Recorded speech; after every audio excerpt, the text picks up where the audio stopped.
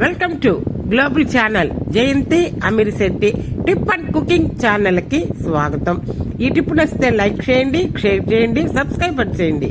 మొదటగా ఈ ఛానల్ చూసేవాళ్ళు సబ్స్క్రైబర్ చేసుకోండి. ఇది ఈజీ ప్రాసెస్ లో చీజ్ పాస్తా తయారు చేసుకోవడం.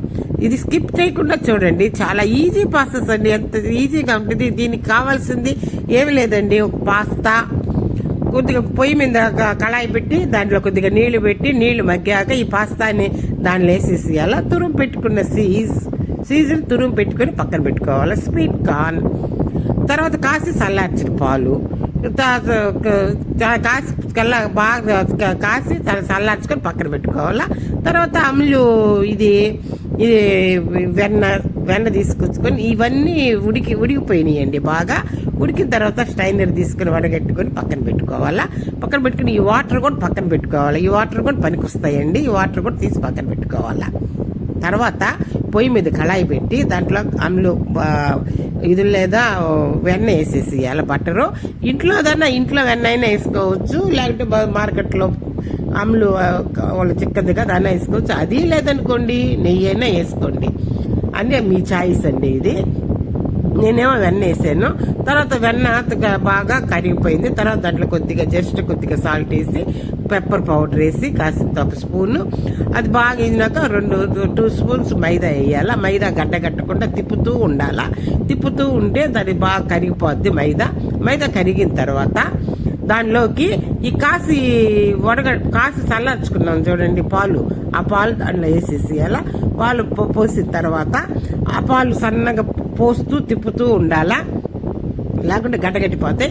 తర్వాత ఈ తురుము పెట్టుకున్న చీజ్ వేసేసేయాలా. దానిలో వేసి మొత్తం కదిపేయాలా, కలిసేటట్టుగా కదపాలా. కదిపేసిన తర్వాత ఇదంతా మొత్తం కలిసిపోయింది, బాగా మగ్గిపోయింది కూడాను. తర్వాత ఈ వాటర్ తీసి పెట్టుకున్నాం చూడండి, ఆ వాటర్ దాంట్లో పోసేసేయాలా. దాంట్లో పోసేసిన తర్వాత ఈ స్ట్రైనర్తో వడగట్టుకొని పక్కన పెట్టుకున్నాం చూడండి, ఇదంతా దాంట్లో వేసేసేయాలా. దాంట్లో వేసేసిన తర్వాత మొత్తం కదిపేసేయాలా. మొత్తం కదిపేస్తే ఈ పాలు అన్ని కదిపేస్తే ఈ స్వీట్ కార్న్ కూడా వేయాలి దాంట్లోకి. స్వీట్ కార్న్ వేసినాక అంతా మొత్తం మగ్గిపోయింది. మొత్తం మగ్గిపోయిన తర్వాత దీంట్లోకి ఈ మొత్తం మగ్గిపోయిన తర్వాత కొద్దిగా మనం ఉప్పు చూసుకొని, ఉప్పు చాలకుంటే కొద్దిగా ఉప్పు వేసుకోవాలండి. ఉప్పు వేసుకున్న తర్వాత ఈ చిల్లీ ఫ్లేక్స్ అది లేదనుకోండి మన ఇంట్లో 2 ఎండుమిరపకాయలు ఒక ముక్కగా మిక్సీకి వేసేసేయండి. చిల్లీ ఫ్లేక్స్ లేకపోతే అంతా మన ఇంట్లో తయారు చేసుకోవచ్చండి. ఈ చిల్లీ ఫ్లేక్స్ అంటే ఏంది, బజార్లో చిన్న ప్యాకెట్లు అమ్ముతారు. అది ఏందో కాదండి, ఎండుమిర్చి ఒక్క ముక్క దంచుకుంటావే పెద్దోళ్ళు, మనం ఒక్క ముక్క దంచు అంటుంటారు చూడు, అదేనండి. అది వేసేస్తే రెడీ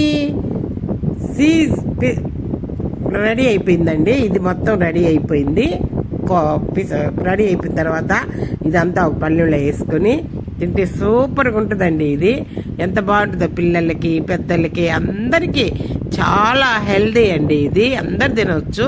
ఒక షుగర్ ఏంది, బీపీ ఏంది, దేనికైనా బ్రేక్ఫాస్ట్గా పనికొస్తుంది, పిల్లలకి లంచ్ బాక్స్లోకి పనికొస్తుంది, అన్నిటి పనికొస్తుంది. సూపర్ హెల్దీ అండి ఇది.